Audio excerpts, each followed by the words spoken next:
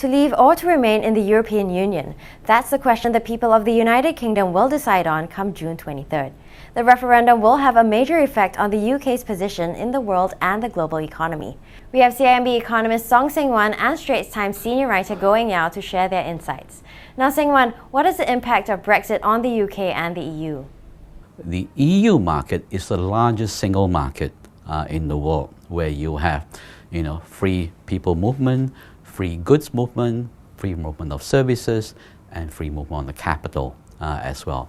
Any disruption to any one of these factors, will obviously have a significant impact on trade disruption, services disruption, and any disruption to trade obviously will have an impact on growth itself.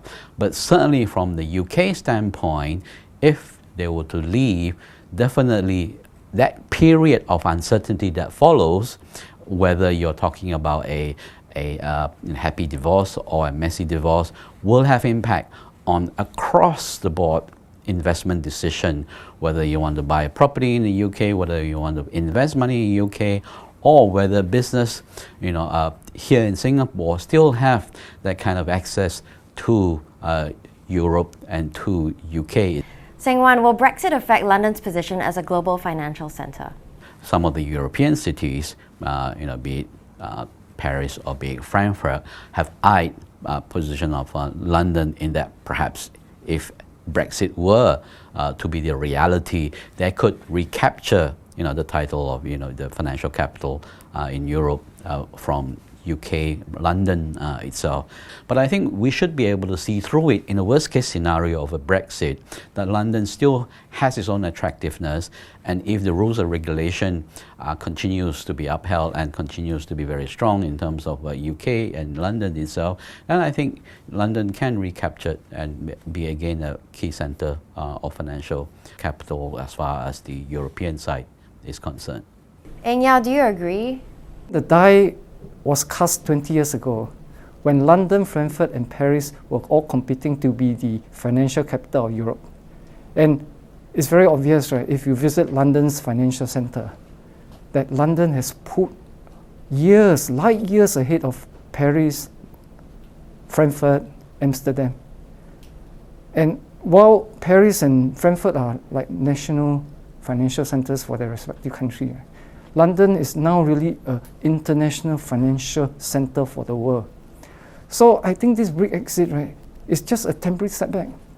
What would Brexit mean for Asia, Seng-wan? If we look at Singapore itself, trade, just goods itself, with the EU 28 members country, I think in the first 4 months of this year, roughly around 12-13% of total trade itself.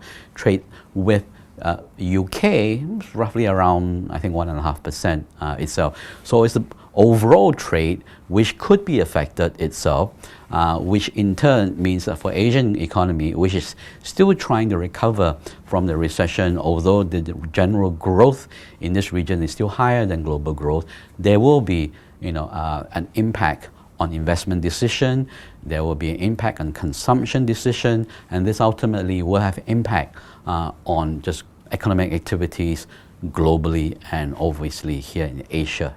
We may well see a repeat of the Euro crisis.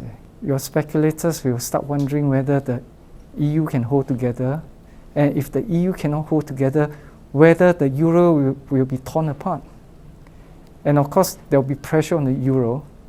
And once there's pressure on the Euro, your financial markets will come under pressure.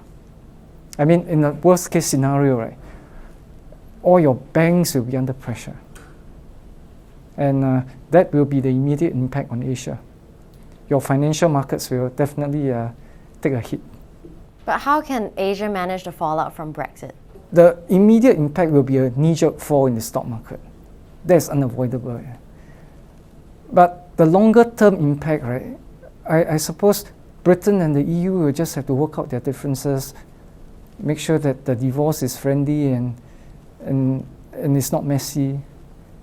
And of course, on this front, right, your Bank of England, the European Central Bank will play a very important role.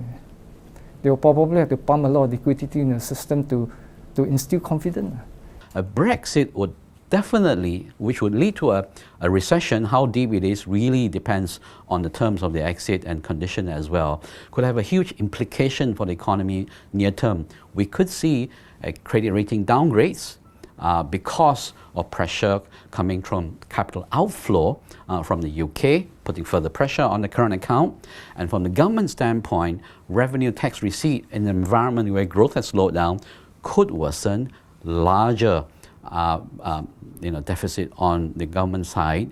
If you're worried about a recession, what the Bank of England can do is to pump a lot of liquidity in the system, and it can launch another batch of quantitative easing, which means it can print billions of pounds to flood the British economy and encourage people to spend. Thank you, Eng Yao and Seng Wan, for your perspectives. That's all for now. For more news and views, log on to straitstimes.com.